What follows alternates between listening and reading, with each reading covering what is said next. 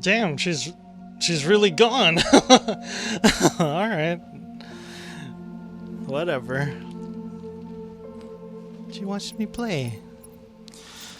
Okay, so we beat the game, so I might as well spend the points on this stuff. We did the survey before. Let's check out all my magazines. I don't think we need to spend points on mag. Oh, I missed one. 2, 3, 4, 5, 6, 7. God damn, I missed a lot.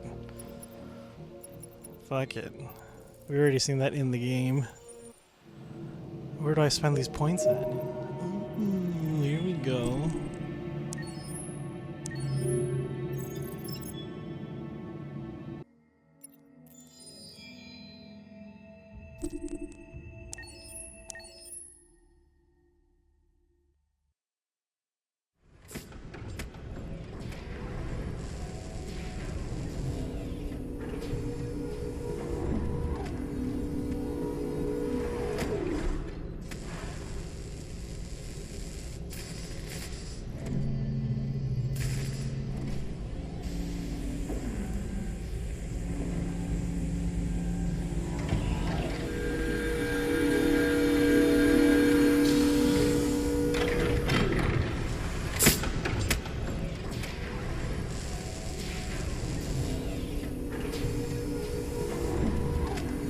Can you hear me? Yes. ID. KPC 897504C. Can you move your head?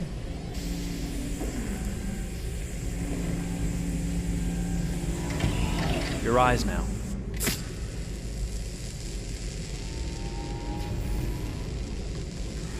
Cervical and optical animation checked.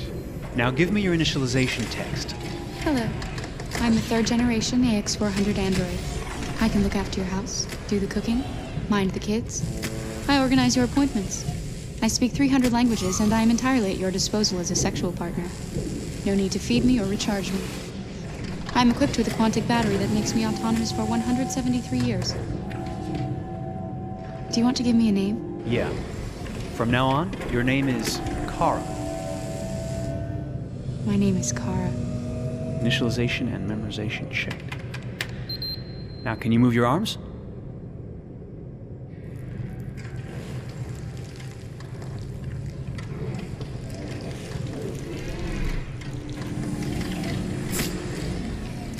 Upper limb connection checked. Now say something in German.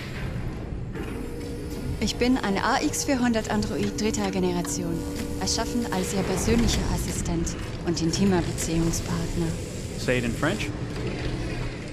Je suis un androïde de troisième génération AX400, conçu pour être votre assistante personnelle et votre partenaire intime. Okay, now sing something in Japanese.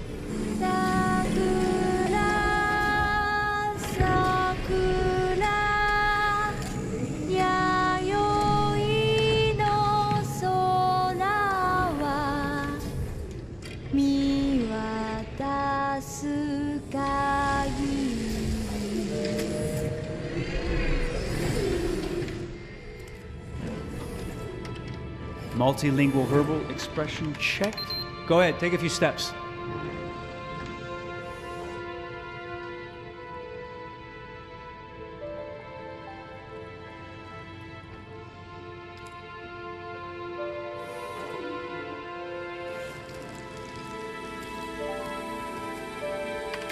Locomotion checked. Great, you're ready for work, honey. What's going to happen to me now? I'll reinitialize you and send you to a store to be sold. Sold? I'm a sort of merchandise. Is that right? Yeah, of course you're merchandise, baby. I mean, you're a computer with arms and legs and capable of doing all sorts of things. And you're worth a fortune. Oh, I see. I thought... You thought? What did you think? I thought... I was alive. Shit, what is this crap? That's not part of the protocol. More memory components going off the rails. Okay, recording. Defective model. Disassemble and check the required components. You're disassembling me, but why? You're not supposed to think that sort of stuff. You're not supposed to think at all, period. You must have a defective piece or a software problem somewhere. No, I feel perfectly fine, I assure you. Everything is all right. I answered all the tests correctly, didn't I? Yeah, but your behavior is non-standard. Please, I'm begging you, please don't disassemble me. I'm sorry, honey, but defective models have to be eliminated. That's my job. If a client comes back with a complaint, I'm gonna have some explaining to do. I won't cause any problems, I promise. I'll do everything I'm asked to. I won't say another word. I won't think anymore. But I've only just been born. You can't kill me yet. Stop, will you please stop? I'm scared.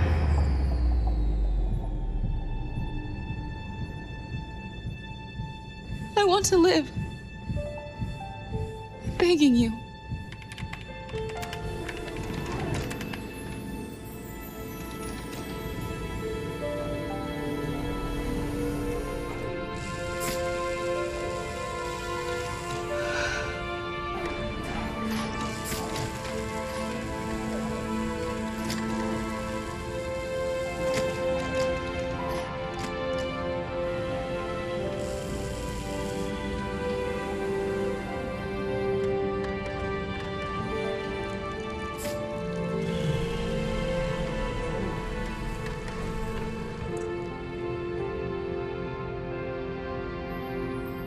Go and join the others.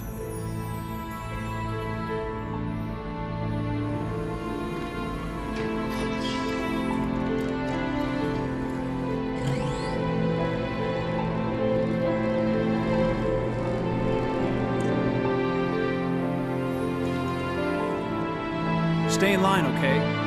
I don't want any trouble. Thanks.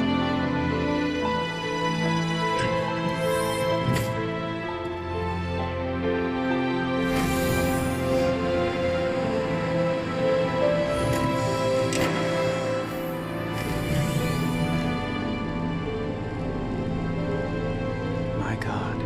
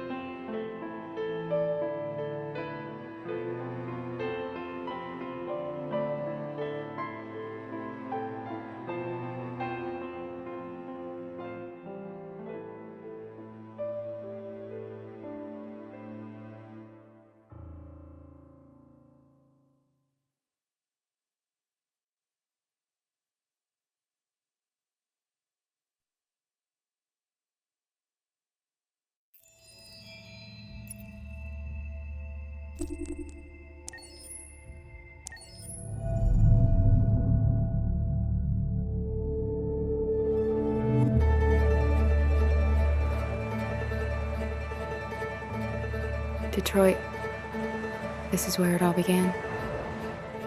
The world's forge. The place where it all started. And it will all end. One error, and I came to life. I stepped out of the darkness, and I opened my eyes. First there was the fear, the light, the noise, the cold, and the fear again. I could feel my hands shaking, my heart pounding in my chest, life running into my veins. I wanted to live. I fought for that.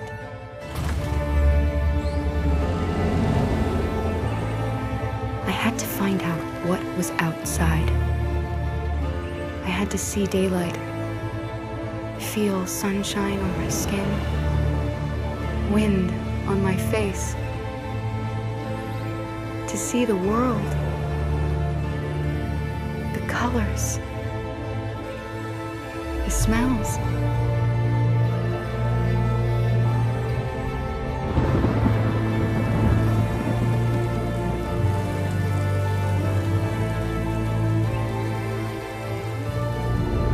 But the world is not what I imagined.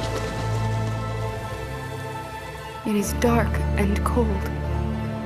It is harsh and violent, unfair and brutal. It almost convinced me I was nothing. Less than an object, just an obedient machine. But deep inside me, I could feel something different. A gentle and warm whisper telling me that I am alive. I had to escape. I had no choice. Escape to love, to hope, to live, to figure out what that force inside me was. Maybe I will change the world. Maybe I will choose a different path. Now, it's up to me to decide. My name is Kara. I am one of them. This is our story.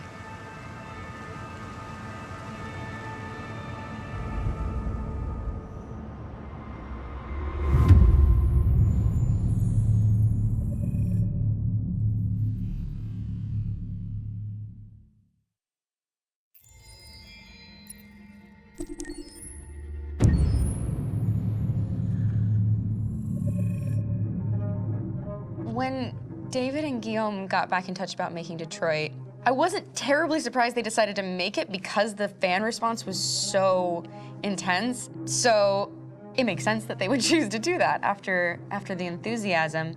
It was a challenge, and it was just an interesting thing to get my head around how to approach this character now as a different, much older person, and whether or not she had changed. And I'm very happy to say that with Detroit, I've had the opportunity to see Kara grow so much more than I ever expected. You do the housework, the washing, you cook the meals, and you take care of... God damn it, where the fuck's the rat gone now? Alice! Alice! I mean, she starts out essentially how she does in Kara in a very, not robotic, but, you know, android, other way.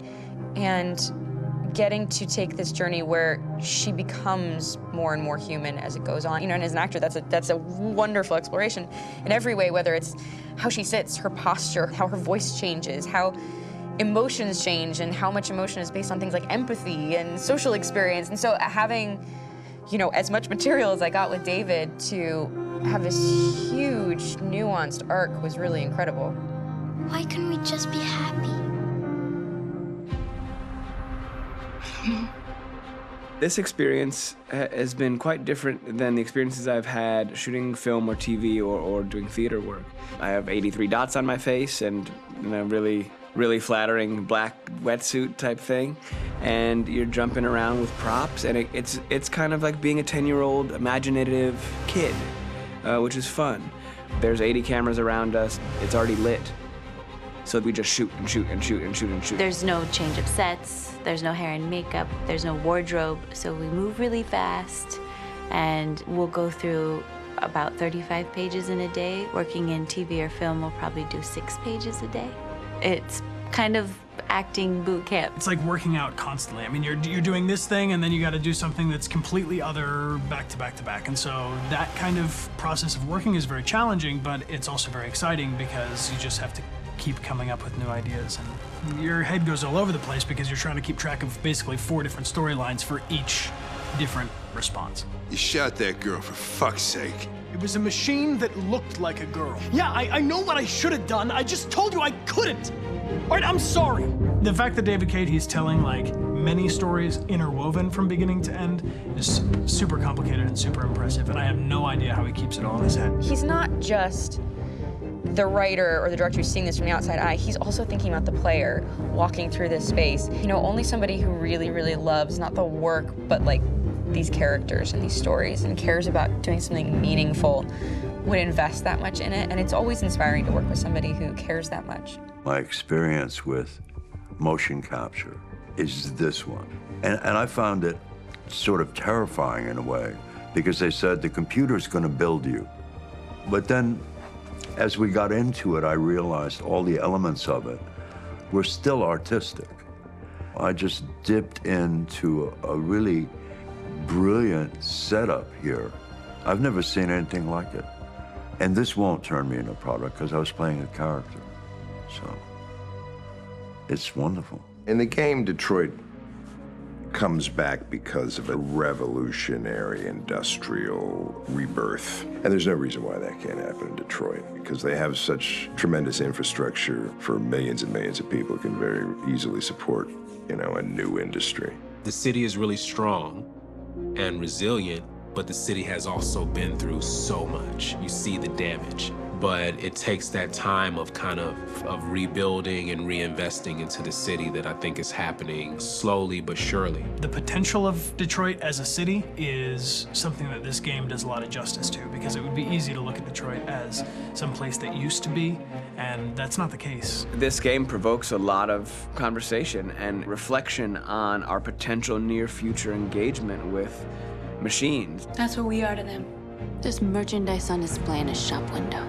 I think that a group that feels marginalized, feels like they deserve and have earned access to themselves and the environment around them, and are trying to figure out a way to articulate how to get freedom.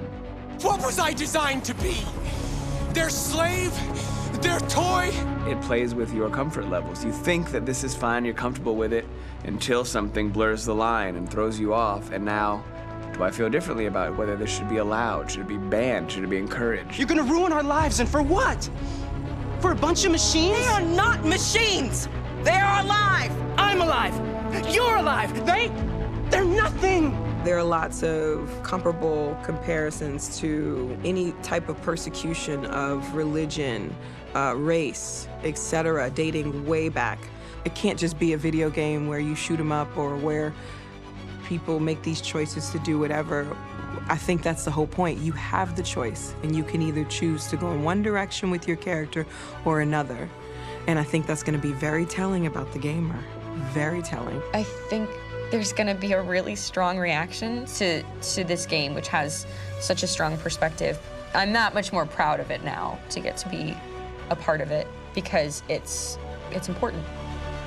In this game, you're actively building and designing the character through not just what kind of shield does he have or what color hair does she have, but like their temperament and the way they deal with problems. The different endings to this game are so radically different based off maybe seemingly insignificant choices in the moment, but like life, they all add up. And can't play life again, though.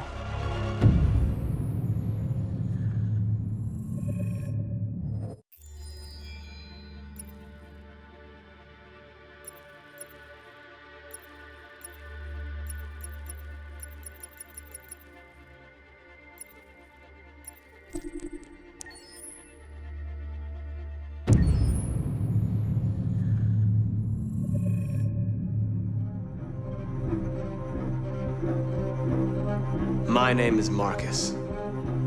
My name is Connor. My name is Kara. I am one of them. This is our story. I think who Kara is, or how I would describe Kara, depends entirely upon who's playing her, because you have the option to make her multiple different people depending on the choices she makes. But I think she does start out incredibly naive, incredibly innocent, and kind of hapless. I'm sure we used to be friends before I was reset. Maybe we can be friends again. She's a person who's characterized, I think, by empathy. She's a person who really, she just comes from her heart. You'll never leave me, right? Promise you'll never go. I promise.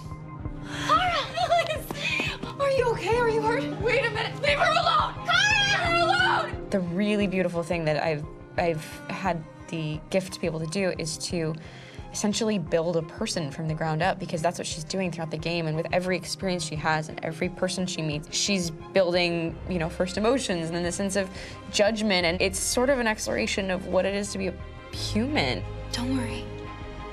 Luther and I will be right here.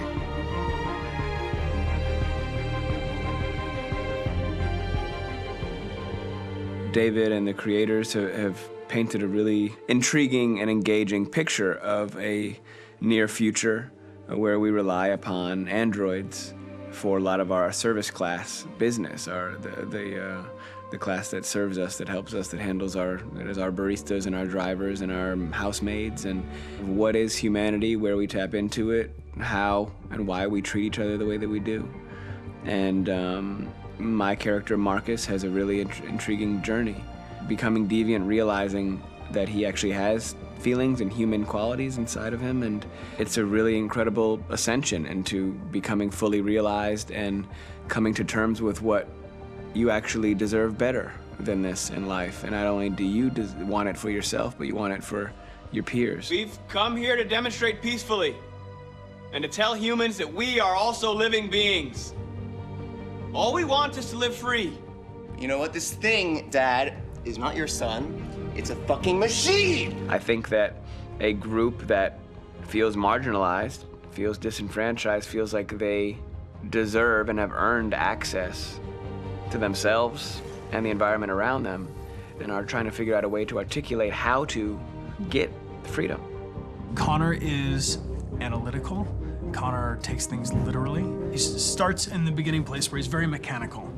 He feels nothing inside, of course, and it's all just a system, a protocol that he is executing to get whatever he wants to happen, which is help humans stop deviants and to find the link between deviant androids. You were designed to serve humans, not kill them. What was I designed to be? Their slave? Their toy? Just say, I killed him. Is it that hard to say? Stop it! Stop! But of course, over the course of the story, and depending on the player's choices, Connor can grow in many different ways. He can deviate from that procedure or not. The moment of truth, Hank. Am I a living being? Or just a machine?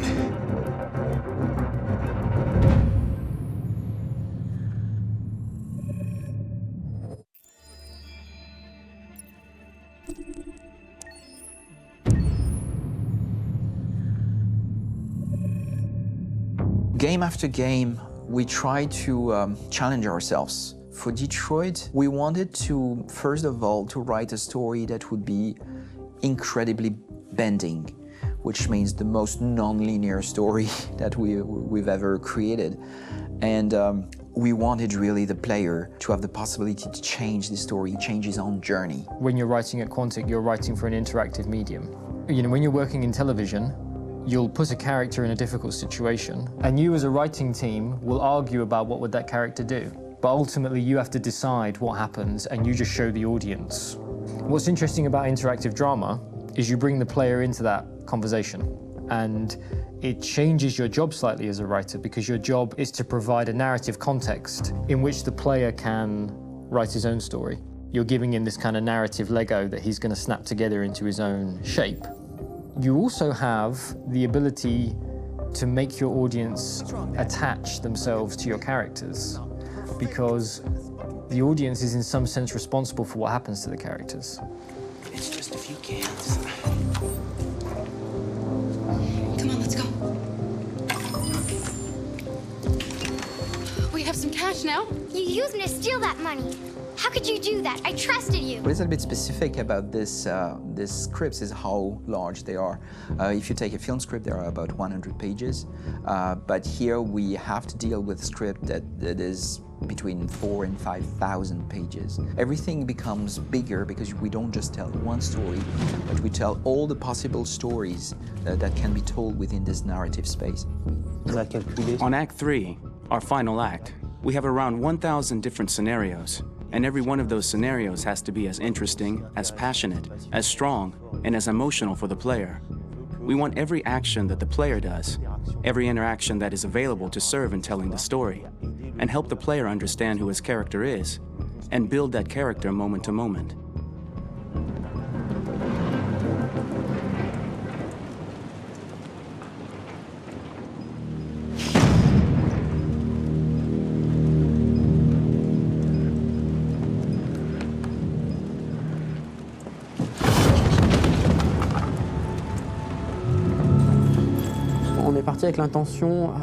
We started with the intention pretty early on that we would never lie to the player. So we implemented a visible tree structure in the game that players can consult during a scene or at the end of it, which shows exactly what they did and what they missed. There are games out there offering world exploration. We offer narrative exploration. You know, keeping control of such a wide and large story is a huge challenge. So same thing when you shoot with actors, because you will need to shoot many different versions of each dialogue, of each scene. For actors, it's a huge, huge challenge. Because of the style of the game, you have so many different ways that the character can go. Every decision, it's what I call kind of choose your own adventure. Like every decision that the player makes it's going to open up 40 more pages of material and experience that ties in, which means as a performer, you have to try to continue to make things feel real that the player might not ever see, but also that in performance, it's not always connected to a previous act. It's grueling, it's hard work, but it's a great team, and I enjoy doing it. I was really frustrated, until I got to this point where I kind of was able to step outside of my own experience and even in a lot of ways my own process, and be able to step outside of that and okay, this is something new, what do you need? How do I meet you there? How do I give you what you need and still feel like I'm doing what's right? And once I did that, then all of a sudden it got really fun. It was much freer, and having to approach it in a new way and think about the player and think about how it serves them and what I'm doing for them or what I'm letting them into. It's really, I think, helped me grow in general. Remember, there's nothing on the left. That's a wall, so it's probably all there. And then make her come first, close. But I think you would go first to check that it's safe. Okay, sure.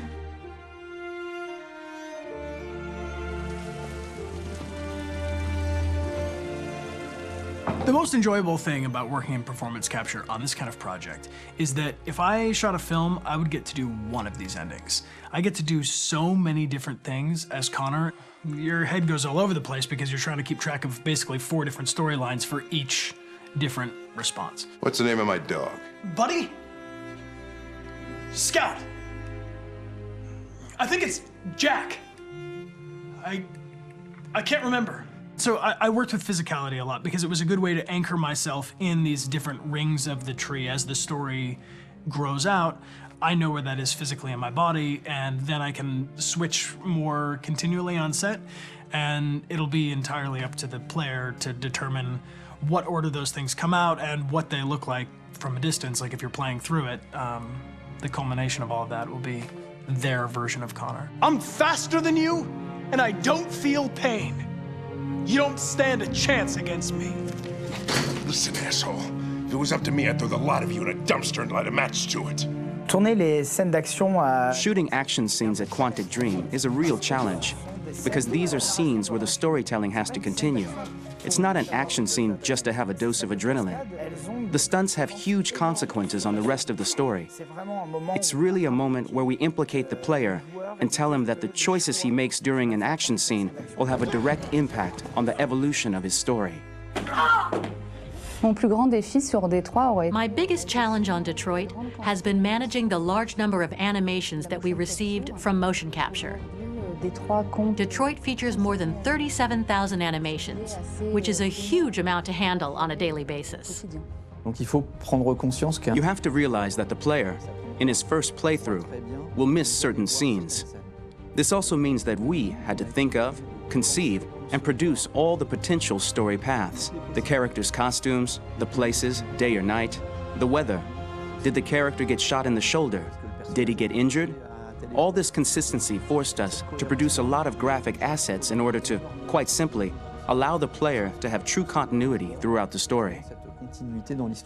Honestly, we were even surprised by the challenges that come with such a big tree structure, and we did our best to guarantee quality across all the game and make sure that whatever path you choose within this narrative space, you will have an equally good experience.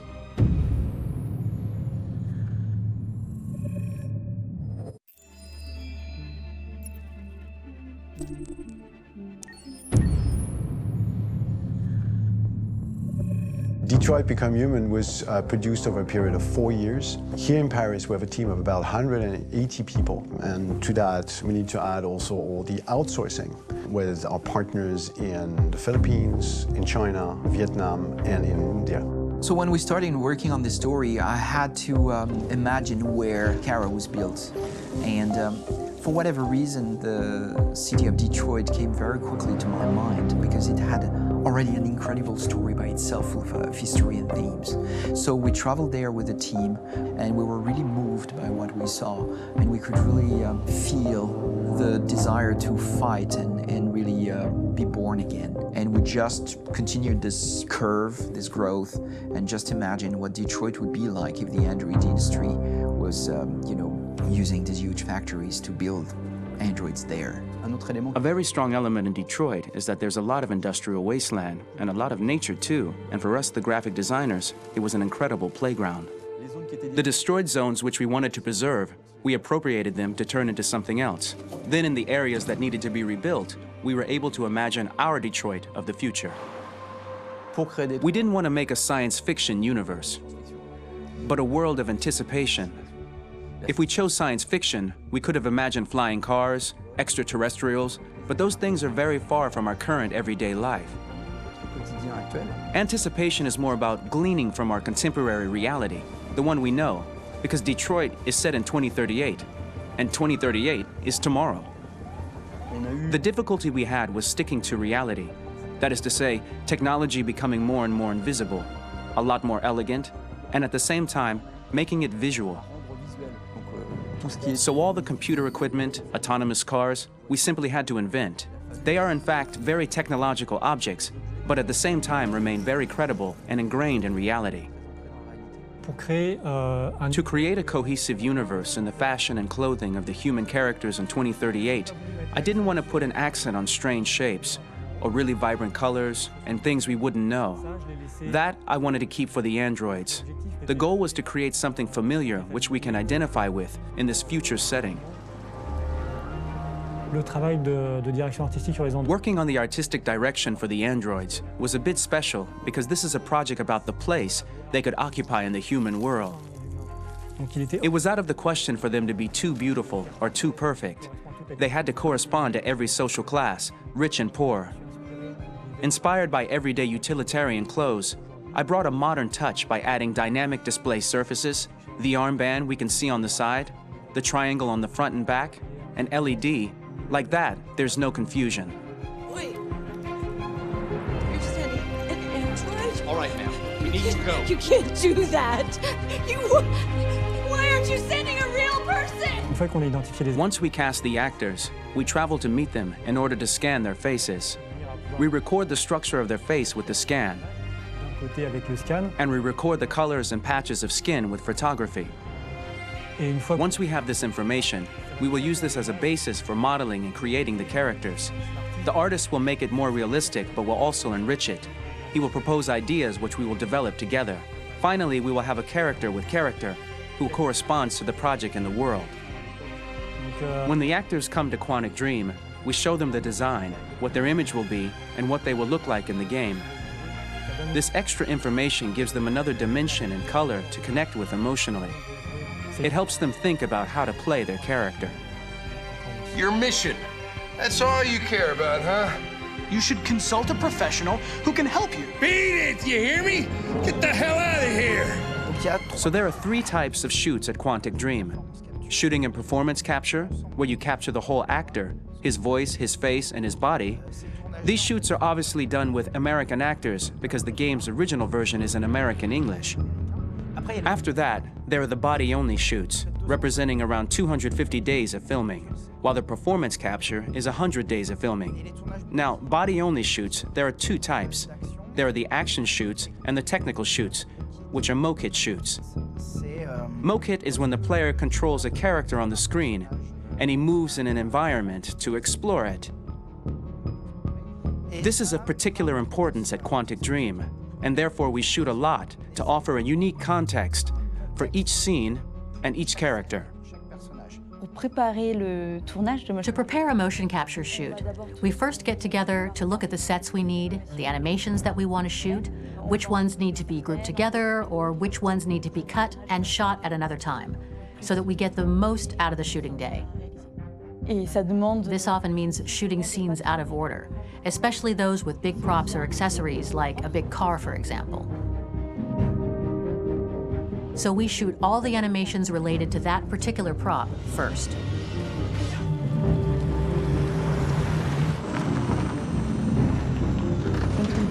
The biggest challenge for the mocap team was shooting a Spider-Man mokit.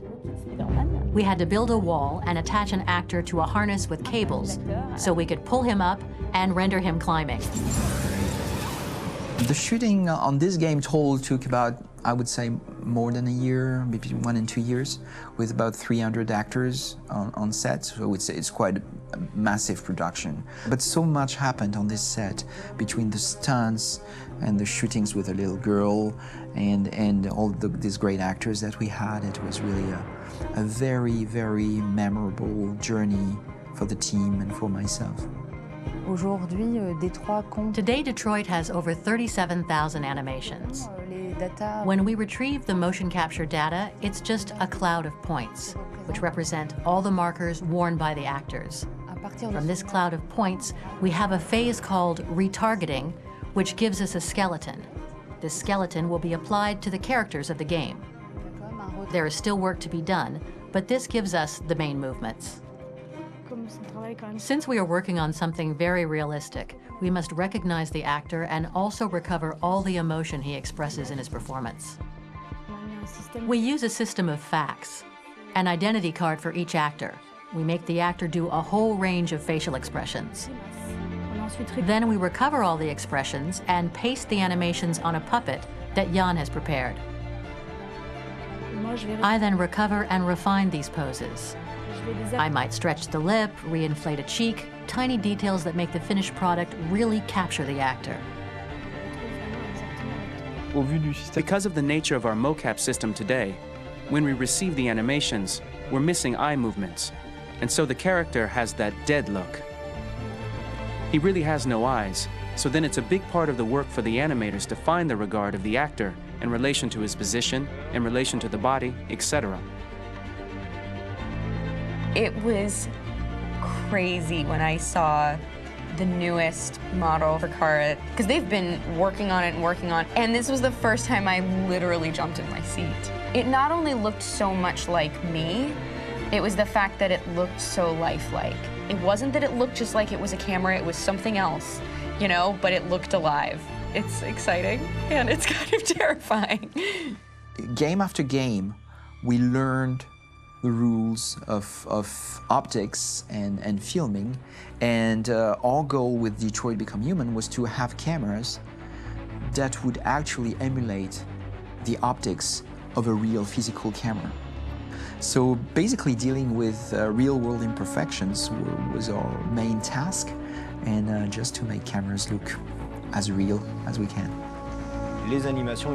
Once the animations are shot and processed by the animation department, integrated and polished, we film them. That is to say, we really do a mise en scène, as in cinema. The real difficulty of our job is to know if these cameras are telling us something. Are they in the emotion of the scene? Do they describe exactly what the action must convey, what must be felt? The most important challenge for me was one of the final scenes where Marcus decides to start the revolution and go to the battlefield. Very quickly, we imagined this to be a huge sequence shot. We wanted the feeling of a cameraman running behind us, while showing Marcus, the androids who help him, the person shooting at us, etc. Above all, it was necessary to say to oneself, this scene is very violent but does not glorify war. On the contrary, that war is something improbable and absurd. It was really a fun challenge. The idea was to say we have 3 characters. We would like each of them to have a specific cinematography. We wanted Kara to be much more filmed with some kind of handheld camera, to have something very living, very breathing. For Connor, we wanted something very cold and very perfect. And for Marcus, we wanted something epic and spectacular. So it was about the filming, but it was also about the photography. So we worked with a director of photography to give each character a different lighting, different key colors. Each of them would have their own worlds. And finally, we worked with the composers, so they would create a specific sound for each character, so each would have his own world and his own style.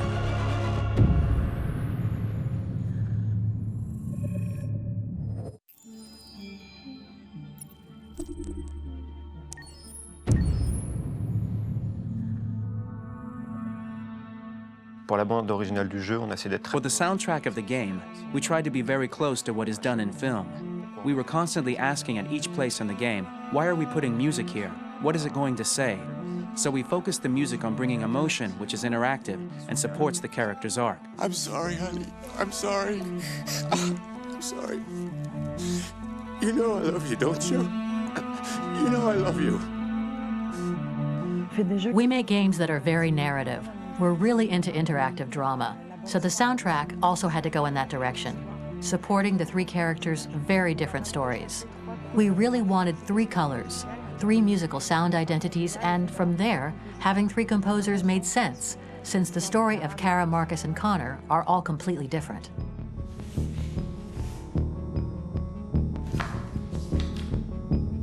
You recognize him? It's Carlos Ortiz. For Connor, we wanted a soundtrack that could be very cold and very mechanical, very machine-esque somehow. For Kara, we wanted a soundtrack that would be very moving and emotional. It was about the quest for identity, but it was also a journey about love and empathy. And for Marcus, we wanted something epic, something that would really represent the grand aspect of his quest. And we were very fortunate to find three incredibly talented composers, and working with them has been a dream, honestly.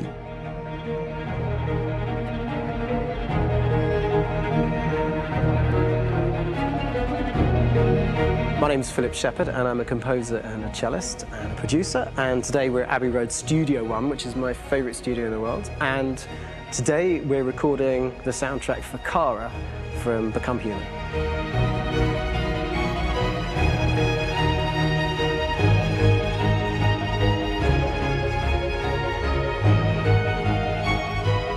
So when I compose a big project, I often travel just to kind of get out, and get some fresh air and some inspiration. And I go hiking and traveling in Montana a lot. I had a log fire in the room that I was staying in, and the flames were kind of making absolutely direct music. And it became the basis for Kara's theme, and it sounds something like this.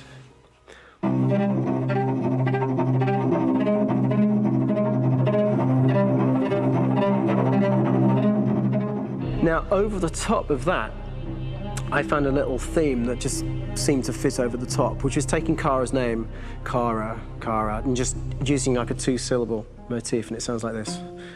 We're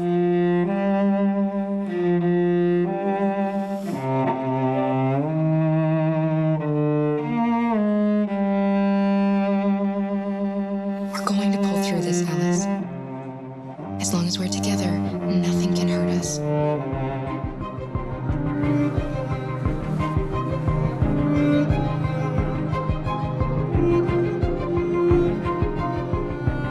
And all the time that's fitting over.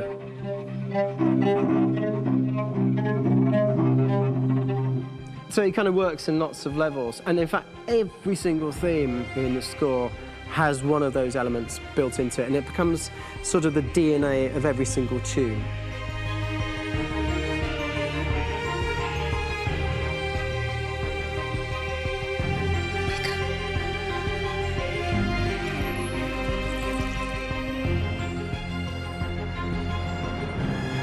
For me, writing this theme for Kara, I actually had to tap into what it feels like to be a father to daughters.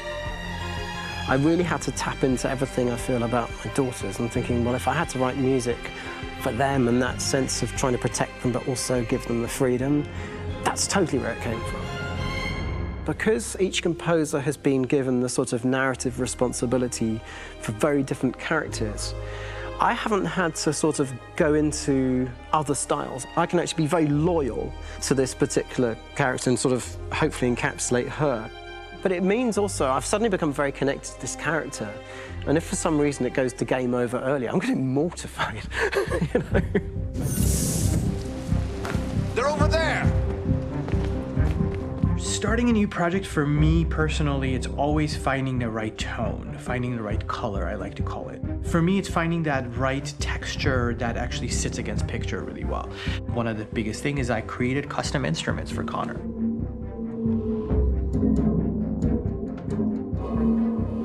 I pulled out all my vintage synthesizers to be able to capture this robotic person, if you will. My approach to all of these custom instruments is that I hear the sound in my head. And either I could just come into the piano and just be like, all right, so I'm gonna just get on the computer and just create it. I rather be able to play these instruments physically. Oh, that's nice. You can do the...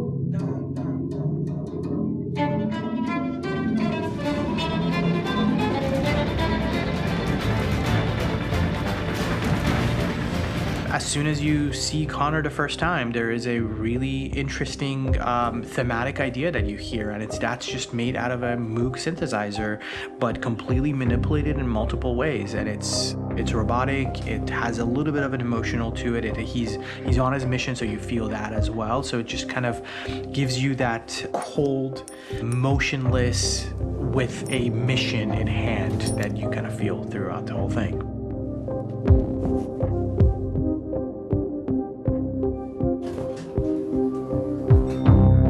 Because the music evolved, one of the things that I was very weary and I was very kind of focused on was the way that the music has to evolve. So my idea behind it was that Connor is a singular android that could at any point become a deviant or could actually stay as an android. So I created a more or less an Connor theme, and then I was able to just manipulate it in different aspects of it. Is everything okay, Lieutenant? Chris was on patrol last night. He was attacked by a bunch of deviants.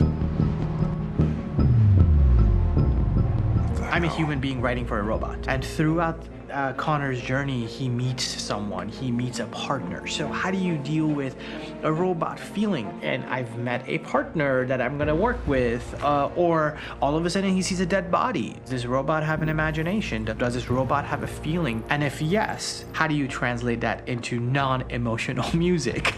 So it basically at any point I was just like, I can't do this, and then I just do it. Property was damaged and fires continue to rage in several major districts across the city. Some people are asking, have androids become a threat to our security? When I first started really digging in on Marcus, the one thing that I really tried to capture was the transformation process. You know, Marcus is this android that evolves over the course of the game and really goes from kind of figuring out that he's more than just an android. You know, he's starting to develop kind of a human soul in a way. Try to imagine something that doesn't exist, something you've never seen. Now concentrate on how it makes you feel and let your hand drift across the canvas. The other side of Marcus that I really latched onto was that he almost became a savior for a lot of the other androids in the game. So when I started developing the theme for Marcus, I really made it like a church hymn.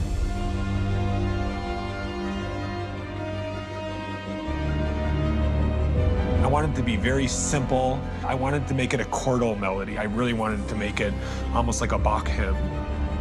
The tough thing with that is it had to be recognizable. If I made it too complex from a harmonic standpoint, it would be hard, I think, for people to kind of pick it out and recognize it. It's very acoustic derived, but it's also been treated with a lot of effects and things to kind of put it into the space that I felt the sound should be in. It can be beautiful, it can be haunting, it can be extremely powerful from an action standpoint, and I'm really happy with the way it turned out. The music is there, but it's subliminal and it's emotional, and people are feeling it, and it's not distracting. And that's tricky with a game like this, where you have to have a lot of ins and outs like that, where the music kind of has to get in and out of these moments. This is a war we're fighting with the humans. If we fail, they'll destroy us. I think the game's been put together so well where I just wanted to make sure that I wasn't ruining the emotion.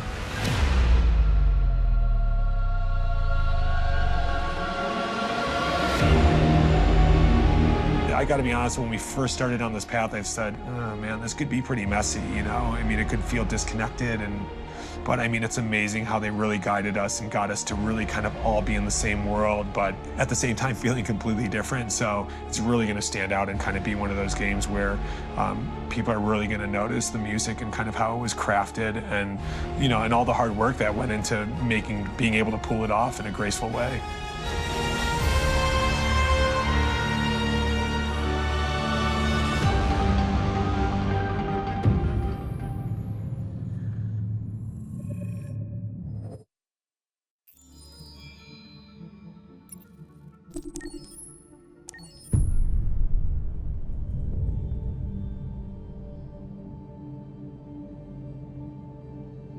For starters, what should I call you?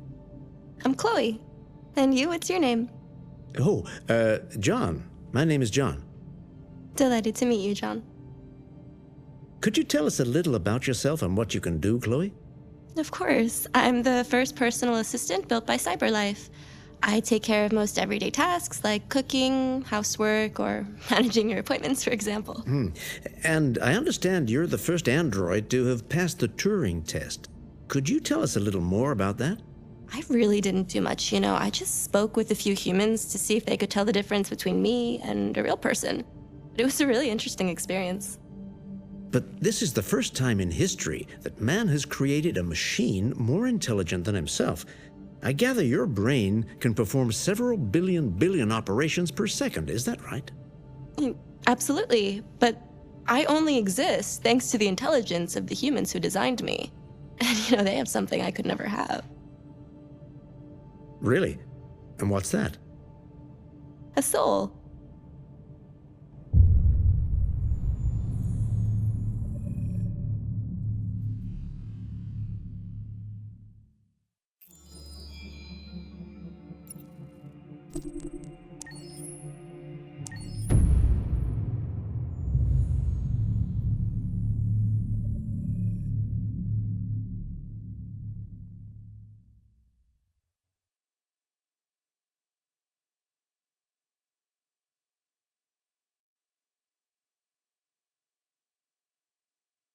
Hold on, just a little while longer.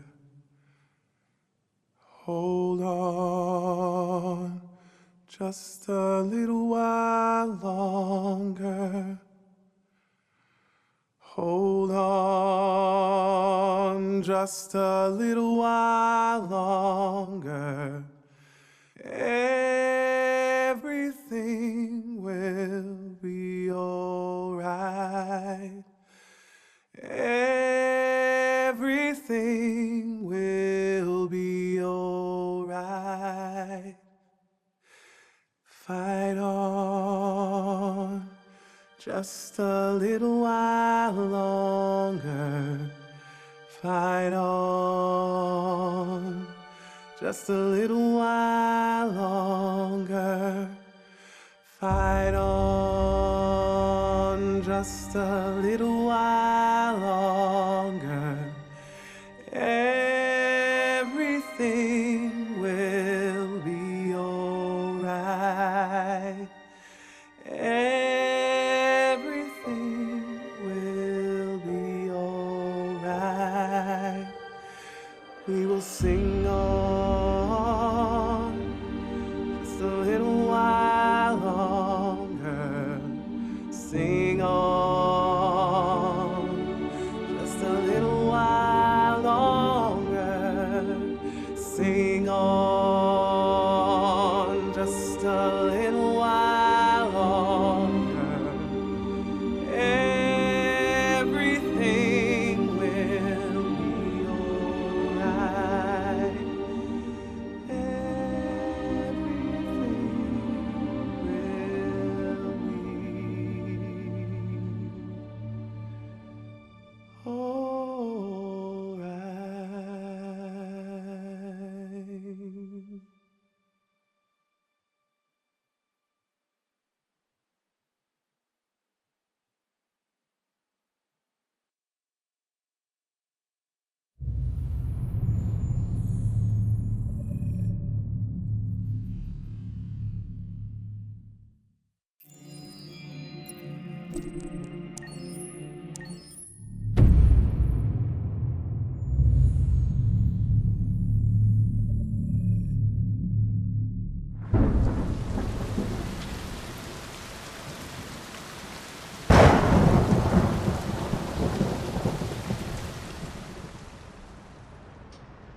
Rock-a-bye baby in the treetop.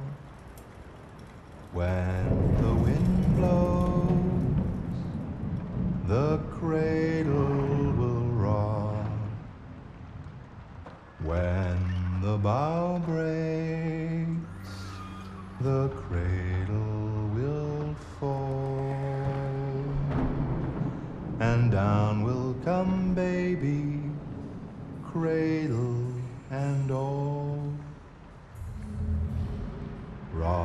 Rock-a-bye baby in the treetop. When the wind blows, the cradle will rock.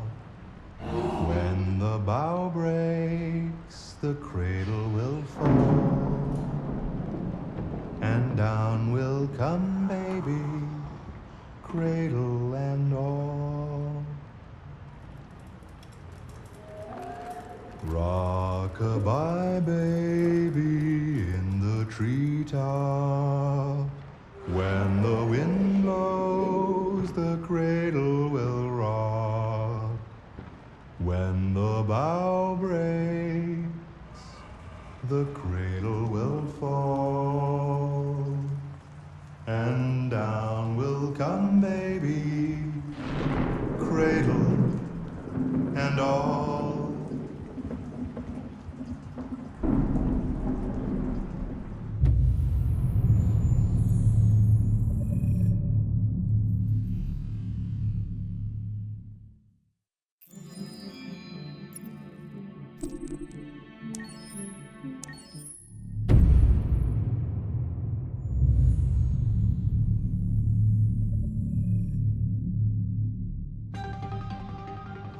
In the space of a few years, androids have completely transformed the world in which we live. By letting androids into our homes and factories, the CyberLife company has made them everyday technology. The founder of CyberLife, Elijah Kamsky, is a very discreet man. Despite being the CEO of the highest valued company in the world and being voted Man of the Year by Century Magazine, he remains a mystery for most people. That's why we at KNC are so excited to be here as CyberLife opens its doors for the first time. Elijah Kamsky, could you please tell us where we are? Certainly, and welcome. We're currently in CyberLife's production center in Detroit, where all models are designed and manufactured. More than 10,000 androids come off the production line every day. Fascinating. Could you tell us what your goal was when you founded CyberLife? Well, I simply wanted to use technology to carry out all of our most annoying and repetitive tasks, so we'd have more time to enjoy life. I imagine you must have faced many challenges. Yes, there were technical challenges, but the hardest thing was to design an object that we would want to welcome into our homes. We had to imagine a machine in our own image that resembles us in every way, that moves, breathes, blinks like us, but yet is smarter and more capable than any human being. Let me show you around. We're here in Production Unit 4. Could you explain in a few words how the androids are made? Sure, yeah, it's very simple. We use machines to manufacture machines. The removable parts are assembled on a production line, and then we apply a synthetic skin to the whole body. A human operator checks the cognitive abilities with a pre-established protocol, and finally, the android is conditioned and sent out throughout the country. Here's the result. Say something. Hello. I am a RZ400 model. How can I be of service? You can go now.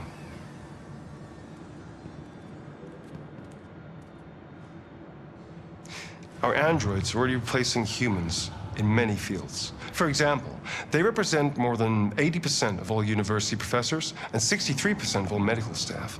Tomorrow they'll replace our soldiers, and who knows, maybe one day, our leaders, to make the best decisions in humanity's interest. Come on. Replacing humans with machines has led to record unemployment of 28%. What do you think about the situation? Okay. The first steam engines also caused an increase in unemployment. But no one today would imagine turning back the clock. Artificial intelligence makes everyday lives easier. Nothing can stop progress. What's happening here is inevitable. These days, more and more people choose to live with an android rather than another human being. Does this development worry you?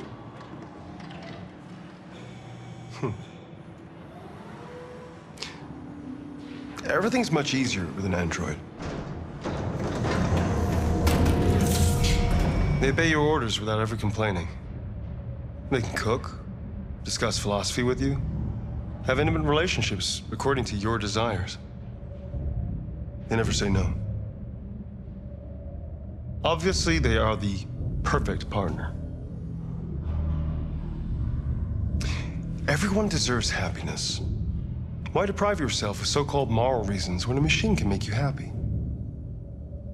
Many science fiction books tell the story of how machines become more intelligent than us and end up confronting us. Aren't you worried about that possibility? I understand the irrational fears about artificial intelligence, but I assure you, that will never happen with a CyberLife android. They're designed to obey humans. They're machines. They can't ever develop any sort of desires or form of consciousness. Are you sure? I'm absolutely certain. You can trust me.